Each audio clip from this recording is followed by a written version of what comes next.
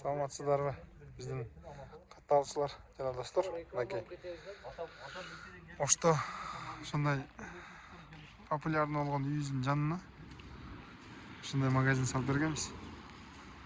Наркы ошол үй, бул жагы магазин.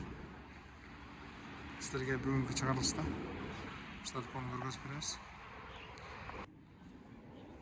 Ушундай кылып жасаптыр.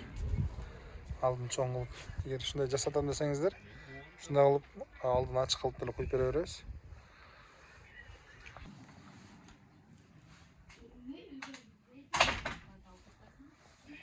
Мынакей малыбызды отургузуу үчүн дубал 3 метр болгон. Ушул дубал 3 метр болгон. Үстүнө ферма кылып туруп, ушундай пена менен пенаны ушундай краска алып коюптур. Жакшы чыгат экен. Магазин салам, бийик склад салам дегендерге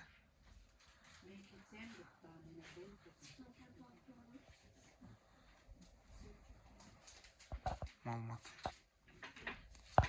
полное освещение кылып коюптур.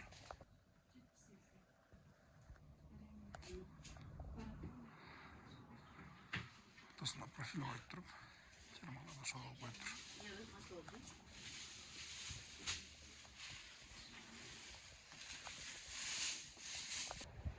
Магазиндин сыртынан дубал 360 болуптур. 360 да көтөрүп туруп, ушундай лапшык алып жаап чыгыптыр. Мынанын астына ушундай резко коюптур.